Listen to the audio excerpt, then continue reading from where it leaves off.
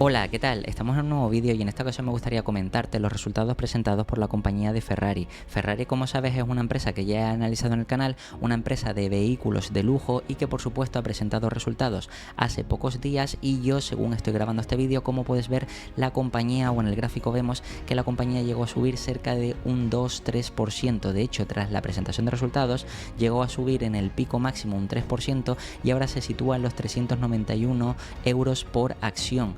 Lo interesante de esta compañía es que, de forma resumida, ha presentado unos resultados muy buenos y no solo eso, sino que es que además ha mejorado el guidance para los siguientes trimestres y el siguiente año. Además, si te lees la conference call, ellos están viendo de forma positiva cómo les puede afectar todo esto del coche eléctrico y cómo, digamos, que cada vez los clientes desean más los coches de Ferrari de combustión, cosa que eso hace que el deseo por la marca, la demanda, aumente todavía más y ellos puedan aumentar todavía más los precios, como veremos a continuación. Entonces, como siempre, te voy a enseñar los resultados, voy a hacer una pequeña valoración de la empresa y sobre todo también te voy a intentar enseñar cómo analizar este tipo de compañías porque, insisto, esta compañía, al igual de otras compañías de lujo o con enormes ventajas competitivas, ya te he hablado de algunas, como puede ser Hermès, como puede ser ASML, como puede ser también, incluso podríamos considerar Microsoft, Amazon, Google, etcétera, etcétera, son empresas que o tienen enormes ventajas competitivas o tienen enorme posicionamiento de mercado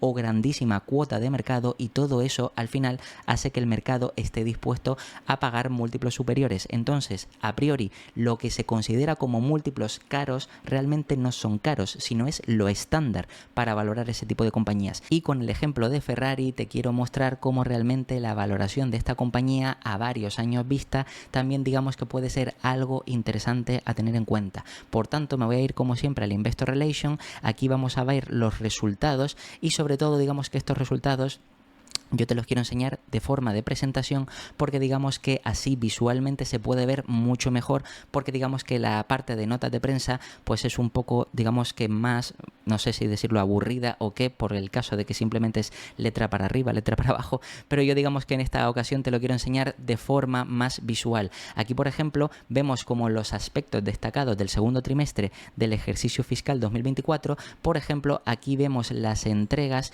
en este caso, como puedes ver, en cuanto a unidades, solo ha aumentado un 2,7%, es decir, han entregado 3.484 vehículos, pero fíjate que realmente en cuanto a beneficio, o mejor dicho, en cuanto a ingresos netos o ventas netas, aquí ha aumentado un 16%.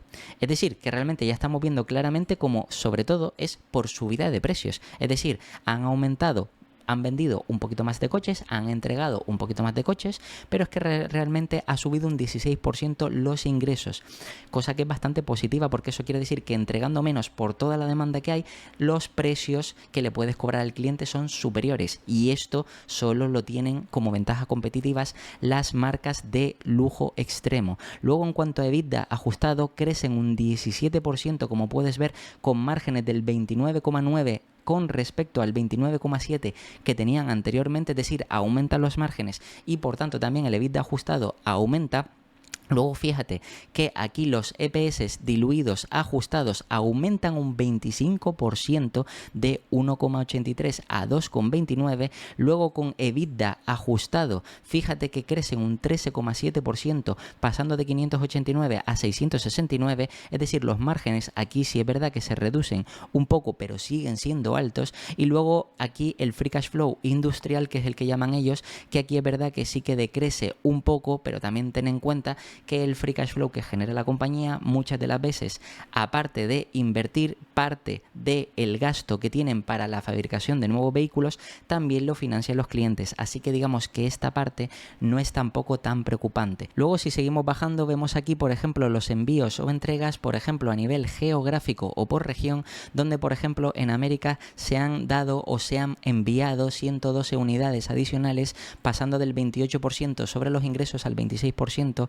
Luego después en EMEA, que esto es Europa, Medio Oeste, África, 17 unidades más que se mantienen el 48%. Luego fíjate que en el resto de Asia-Pacífico 24 unidades más que se mantienen el 16% sobre los ingresos. Y luego la parte de China, Hong Kong y Taiwán, 61 unidades menos, que pasa del 8% al 10%. Lo interesante es que al final aquí vemos, como nos dicen, que ha crecido en 92 unidades más vendidas, 2,7% con respecto al mismo trimestre del ejercicio fiscal anterior. Y aquí nos dicen efectivamente cada modelo cuáles son los que han incrementado o cuáles son los que no han incrementado. Y luego aquí digamos que también vemos la parte o el reparto tanto por híbrido, por combustión o motor a combustión, y luego también pues por el tipo de vehículo, si es rango o si es icónico o si es una serie especial, etcétera, etcétera.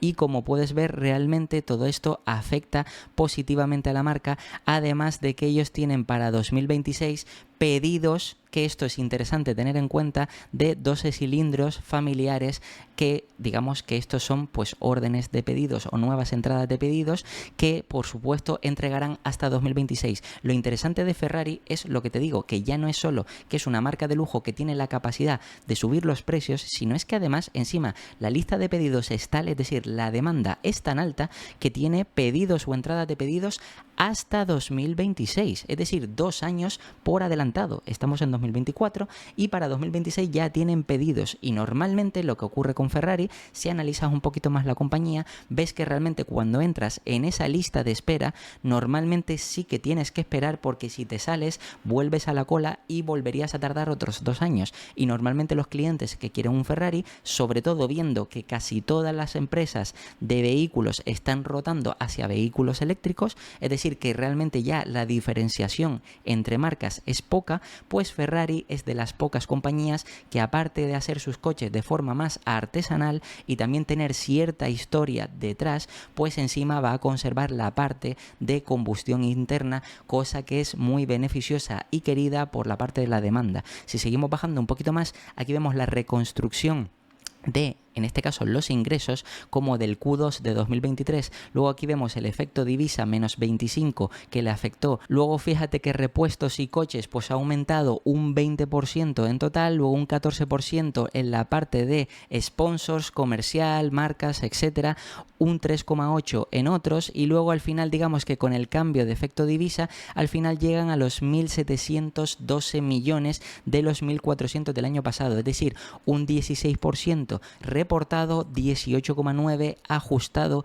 o en este caso con digamos el efecto divisa constante, lo que quiere decir que crecer esta compañía un 18%, apenas subiendo digamos que los pedidos o los envíos, mejor dicho, un 2 y pico %, quiere decir que la capacidad de subida de precios de esta empresa es brutal, como puedes ver. Si seguimos bajando un poquito más, aquí también vemos el EBITDA ajustado, como también pasó de 437 a 511 millones, por supuesto con los márgenes que tenía, márgenes del 28%, el volumen de 10, luego al mismo tiempo por precio, luego los costes que eso redujeron en 4 millones, también inversión y desarrollo o investigación y desarrollo 23 millones, otros pues añadieron 4 millones, total 521 con unos márgenes del 30%, y al final el efecto divisa hizo que los márgenes se redujeran 511 millones. Por tanto, digamos que como ves el crecimiento también ha sido bastante importante, y aquí como siempre pues hay puntos donde explican más sobre este EBITDA ajustado. Si bajamos un poquito más y aquí nos hacen el cálculo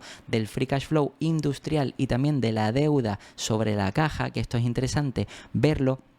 Por una parte, aquí vemos en este caso EBITDA ajustado y cómo llegan al free cash flow industrial. Fíjate que sobre el EBITDA ajustado, 88 millones que han tenido que aportar de working capital, que esto es interesante ver el inventario, cuentas por cobrar, cuentas por pagar, etcétera, etcétera, tal y como te he explicado en el canal. Luego después caja neta con intereses e impuestos menos 182, y luego el CAPEX, que por supuesto es la inversión en el negocio. Es decir, que esta parte de aquí tiene cierto sentido y por tanto llegan a un free cash flow de 121, que como te dije es más reducido que el año pasado, pero que también está interesante, como ves 17 millones menos. Y luego aquí la parte de deuda, como puedes ver, fíjate que tenían una deuda de 38 millones, luego después le suman el free cash flow, por supuesto que eso hace que tengan más efectivo disponible, luego reparto de dividendos, porque la compañía reparte dividendos 440 millones, luego al mismo tiempo recompra de acciones, porque la compañía recompra acciones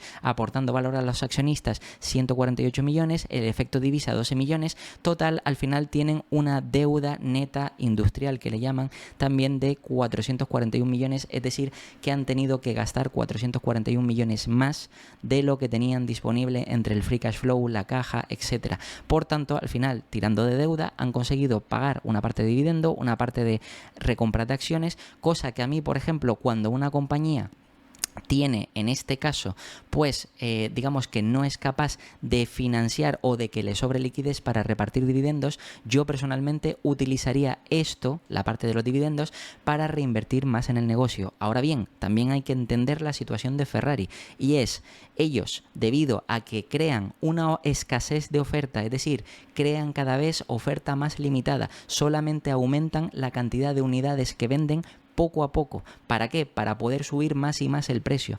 Por tanto, también tiene sentido de que no destinen muchísimo en capacidad productiva, en aumento de capacidad productiva, es decir, en generar más vehículos, porque si generan más vehículos, el número de oferta o la cantidad de oferta se dispara y por tanto el precio por vehículo bajaría.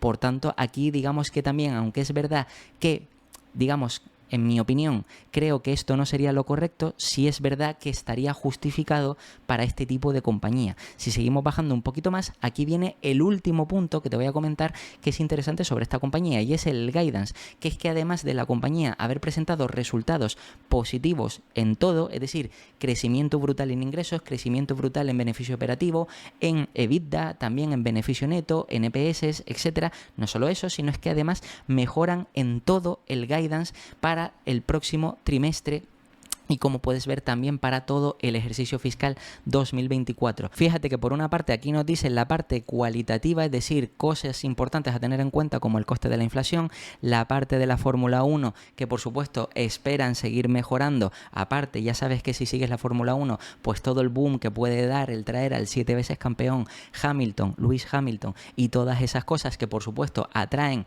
más reconocimiento de marca, entre otras cosas, aunque Ferrari es verdad que esa parte no lo necesita tanto, pero siempre ayuda. Luego al mismo tiempo continúa la inversión y gastos en innovación de nuevos vehículos, etcétera, etcétera, conseguir una robusta generación de free cash flow, etcétera, etcétera, pero es que aparte de eso, la parte cuantitativa todo mejora absolutamente. Fíjate que el guidance previo de 2023 o el actual era conseguir 6 billions en ingresos, luego el previo a 2024 eran 6.4 y lo han subido a 6.55. Cosa que es mejorar el guidance anterior. En EBITDA ajustado y márgenes, fíjate que pasan de 1.77 billions a 1.82 billions y los márgenes que aumenten de 27% sobre los ingresos al 27,5%. Luego de EPS diluidos ajustados, fíjate que ellos esperaban 7.50 y ahora esperan 7.90. De EBITDA ajustado de 2.45 a 2.50 billions con márgenes del 38%. Y luego un free cash flow que esperaban que fuera de 900 millones y ahora que sea superior a 950 millones, es decir, prácticamente cerca de los 1.000 millones de free cash flow industrial, como le llaman ellos. Por tanto, esto quiere decir que las expectativas para Ferrari mejoran, el guidance mejora, y esto quiere decir que al final, si terminan consiguiendo como objetivo cumplir estos EPS diluidos de 7,90 o este free cash flow de 950 millones, pues eso quiere decir que como es más, al final el múltiplo que estarías pagando actualmente sería inferior. Ahora bien, una vez hemos visto estos resultados, lo interesante es irnos aquí a la parte de valoración y bueno, en primer lugar lo que te quiero comentar es que por Ferrari sobra decir que el crecimiento o desempeño que ha tenido en bolsa ha sido impresionante, 1072% o 33% anualizado, pero ojo, aquí es donde viene siempre, digamos, la retórica de parte del mercado o de algunos inversores, de algunos canales, etcétera, y es que este tipo de compañías siempre está cara, siempre está cotizando a un múltiplo X que es caro. ¿Caro en base a qué? En base a otros múltiplos de otras compañías, de otros sectores que ni tienen las mismas ventajas competitivas, que ni tienen el poder de fijación de precio, que ni tienen la resiliencia experiencia que tiene esta compañía, por tanto no me puedes comparar cosas distintas. Evidentemente las otras compañías, si se les asigna 20, 25, 30 veces incluso, sí, puede que lo merezcan, pero porque esas compañías tienen unas características en concreto. Ferrari no es como el resto de compañías, sino es una empresa que ha demostrado que está a otro nivel, al igual que Hermès, al igual que ASML y al igual que otras muchas que te he comentado en el canal. Por tanto, al estar en otro nivel necesita otro múltiplo, y para que sea más justo ese múltiplo sería el razonable más alto de media. Por tanto, si vamos aquí a la parte de valoración, fíjate que aquí puedes ver, claro, es que Ferrari aquí aparece por Price Free Cash Flow a 59, 60 veces o 48 veces price, o en este caso 48 veces PER, que sería. Ahora, ¿realmente 48 veces es caro? ¿Es barato? Bueno, pues aquí si miramos, por ejemplo, el último año, fíjate que es verdad que estamos en el rango alto del último año. En los últimos 3 años es verdad que estamos casi también en el rango alto de casi las 50 veces, pero es que fíjate que el mercado te la ha ofrecido a 35 veces. 35 veces, claramente, aunque para otras compañías sea un múltiplo alto o elevado, para Ferrari es un regalo que te la ofrezcan a 35 veces. Ahora bien, el tema es que la compañía, tras estos resultados, tal y como te he comentado, realmente llegó a subir un 3% y se sitúa en los 390 en el momento en el que estoy grabando este vídeo. Por tanto, ahora mismo estaría cotizando a esas, como pone aquí, 47, 48 veces. La pregunta es la siguiente: ¿realmente merece la pena invertir en Ferrari a 48 veces? Bien, aquí lo primero que siempre te planteo es decir, en primer lugar, ¿cuál es o va a ser la temporalidad en la que querrías mantener Ferrari? Si tú estás pensando en invertir en Ferrari a 1 año, a 2, a 3, olvídate. ¿Por qué? Porque a 1, a 2, a 3, precisamente como has visto, esta compañía perfectamente, y aquí lo ves, a 3 años puede bajarte de 48 a 35. Y solamente por ese downgrade, es decir, por esa bajada de múltiplo, que ojo, no quiere decir que la compañía esté mal, sino simplemente porque el mercado fluctúa, hay volatilidad y hay veces que el mercado, por lo que sea, que hay razones que pueden estar o no justificados, pero por lo que sea, el múltiplo de valoración cae. Por tanto, a un plazo corto no tiene sentido y por tanto estaría descartado totalmente, en mi opinión, invertir a 48 veces. Ahora bien, ¿qué es lo que pasa si por esta compañía invertimos a largo plazo? Y a largo plazo es más de 5 años, que aquí es donde estaría la gracia. Yo realmente a 48 veces se me hace difícil, digamos, que intentar incorporar esta compañía a un plazo de entre 3, 5 años, sobre todo porque existe la posibilidad de que, como te digo, pues el mercado, por alguna cosa puntual, tumbe esta compañía al igual que otras del sector. Ya has visto que el sector lujo ha estado castigado, pero es que Ferrari es lujo extremo. Por tanto, da igual lo que haga el resto de lujo, que no es lujo, sino son la mayoría marcas premium, y en este caso a ella le da igual porque sigue cotizando altos múltiplos porque el mercado sabe lo que vale. Por tanto, yo aquí lo que me plantearía es lo siguiente, y es: ¿cuánto podría llegar a valer la compañía de Ferrari no a 2028? Que eso sería en teoría 4 años y medio, o si ponemos directamente 2029 serían 5 años. No, sino a 10 o 15 años. La primera reflexión que tendrías que hacer es: ¿Ferrari va a quebrar en 10 años? ¿Ferrari va a quebrar en 15 años? Obviamente no. Puede ser que pase alguna cosa negativa, puede ser que pase alguna cosa puntual, pero te pregunto una cosa: si estamos hablando de empresa solo de vehículos, es la mejor posicionada. Es decir, si le pasa algo a Ferrari, el resto desaparece. Eso de entrada. Y encima no estamos hablando solo de vehículos, estamos hablando de lujo. Por tanto, si le pasa algo al lujo extremo, es decir, cuando los clientes tienen un mayor poder adquisitivo y pueden gastar todo lo que quieran, pues si esos clientes sufren, imagínate lo que sufriría el resto. Por tanto, estamos hablando de un escenario catastrofista para que Ferrari no vaya bien a 10 o 15 años. Y esto es importante que lo entiendas. Por tanto, ¿cuál es el crecimiento que se le podría asignar a esta compañía para los próximos, ya no 5 años? Porque aquí ves que en cuanto a ventas, si está más o menos haciendo las estimaciones los analistas de que esta compañía podría crecer al 7%, 6% los ingresos, 7-6%, pero realmente fíjate que por el poder de fijación de precio incluso podrían crecer a doble dígito. Los ingresos, que luego los beneficios es otra cosa, pero fíjate que en cuanto a beneficios, aquí en cuanto a EPS normalizados, ya esperan crecimientos pues del 12, del 9, del 14, incluso aquí a 2028 te dicen un año negativo, que puede ser que algún año puntual negativo pues sí tengan algunas ventas de menos, por lo que sea, alguna crisis puntual o cualquier cosa, pero generalmente esta compañía perfectamente los EPS te los puede crecer a doble dígito, 12, 13, 14%. Y a 10 años la pregunta es, ¿habrá algún problema en el que pueda o no pueda seguir generando ese crecimiento? Hombre, si la empresa tiene las ventajas competitivas que te comentaba y controla la oferta, simplemente con hacer un aumento mayor de oferta o subir más los precios, llega fácilmente a ese 15% de crecimiento.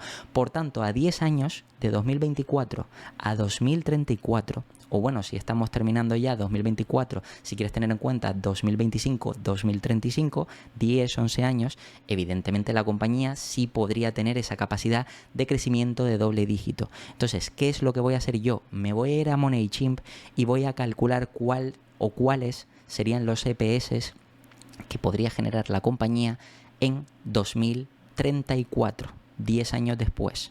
Por tanto, me voy a ir aquí a MoneyChimp para ver o calcular en ese caso cuál sería esa rentabilidad, y fíjate que si me voy aquí a la parte de retorno, calculadora, retorno, y en este caso, antes de eso, antes de ir al retorno para ver el crecimiento anualizado, aquí en interés compuesto, fíjate que lo que voy a hacer es poner los EPS actuales, los que van a generar en 2024, que por supuesto, como hemos visto los resultados, han batido estimaciones, por tanto es factible que estos 7,74 lo puedan conseguir. Por tanto, voy a poner aquí 7,74. Y luego fíjate que lo que le voy a hacer es a 10 años le voy a aplicar un crecimiento, como te he dicho, del 10-12%. En este caso yo creo que 12% es razonable, aunque esta empresa, como hemos visto, ha crecido los EPS todavía más. Y a medida que siga creciendo, si quiere seguir recomprando y aparte que reparte dividendos, la rentabilidad podría ser mucho mayor. Pero bien, yo me voy a quedar con este 12%. Eso quiere decir que los EPS futuros, 10 años... 24 DPS, 24. Ahora bien, hoy es verdad que estaríamos pagando un múltiplo que podrías considerar, tal y como te decía, que es una auténtica aberración, 48-50 veces. Y por tanto, ahí dirías tú, yo este múltiplo no lo pago ni soñando. ¿Por qué? Precisamente porque es caro. Y es caro, es más que caro, exigente. Porque esta compañía, si se le paga este múltiplo, se exige que los resultados sean muy positivos, y lo están siendo.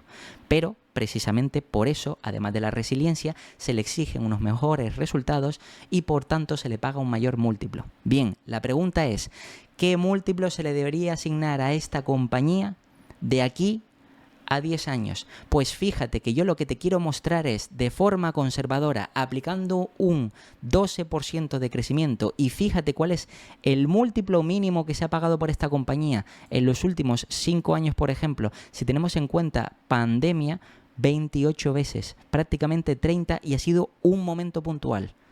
Un momento puntual, y esto quiere decir que si estos 24 DPS, fíjate, me voy aquí a la calculadora, el momento más drástico para que veas que aún hoy invirtiendo a 48 veces por múltiplo, fíjate, cojo y tengo en cuenta estos, donde está 24 DPS, como puedes ver, 24 DPS, y lo multiplico por 30 veces.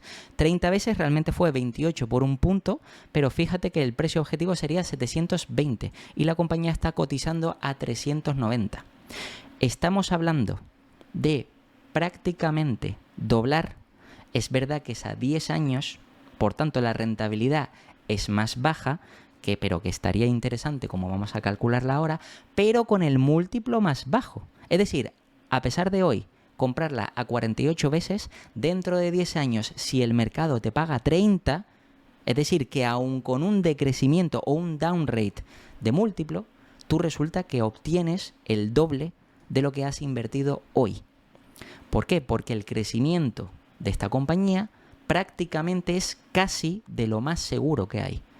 Si es verdad que pueden pasar ciertos problemas, pero esos problemas, ¿te crees que no van a ser puntuales? ¿Te crees que la compañía o el equipo directivo no va a hacer lo necesario para adaptarse? Por ejemplo, ya estamos viendo con lo de los coches eléctricos que esta compañía puede seguir vendiendo coches de combustión y a medida que se implemente cada vez el exigir más vehículos eléctricos y la competencia de Ferrari en la parte de vehículos pues cada vez sea más lamentable porque tenga cada vez vehículos eléctricos que no tengan personalidad propia, pues digamos que tendrá un mayor valor los vehículos de Ferrari. Por tanto serán todavía un producto de más lujo y por tanto tendrá más valor para los clientes, mayor demanda, por tanto mayores precios, etcétera, etcétera. Fíjate que con un múltiplo bajo, esta compañía ya estamos hablando de que a 10 años puedes más que doblar tu capital. Pero aquí no viene solo eso, sino lo interesante es que si esto mismo, es decir, los 24 DPS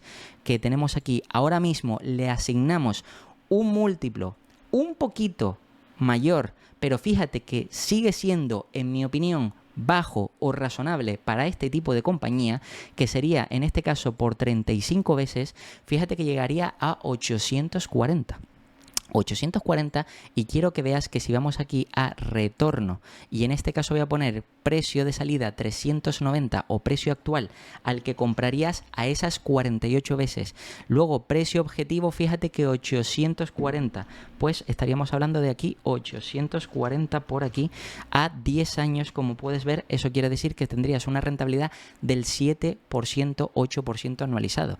8% anualizado que, como ves, dices, es que no es una rentabilidad muy grande. A esta rentabilidad recuerda que habría que sumarle también los dividendos que paga la compañía y que cada vez son más crecientes, pero ahora mismo sería del 0,6%. Por tanto, quiere decir que nos iríamos a un 8,5 más o menos.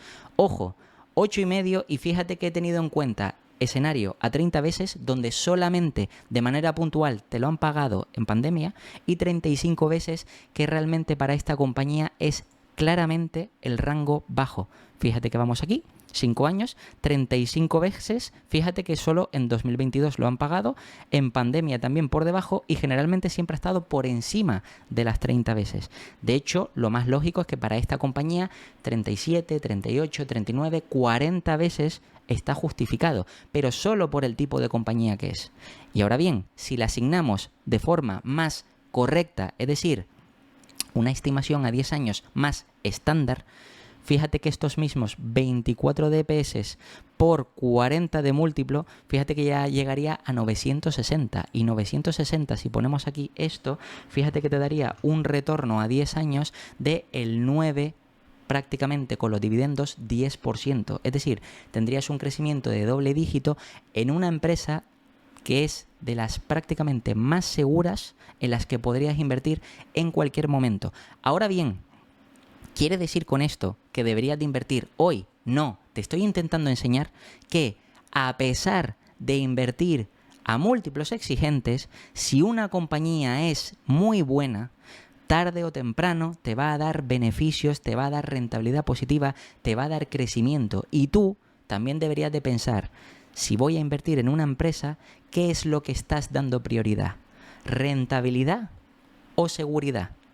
Generalmente, si eres un inversor que lo que busca es rentabilidad, yo lo que siempre recomiendo es que sea rentabilidad con un mix de seguridad. Por supuesto, cuanto más volátil es una empresa, más oportunidades de entrada te puede dar. Por tanto, puedes comprarla más barata y obtener un mayor retorno. Pero ahora te pregunto una cosa.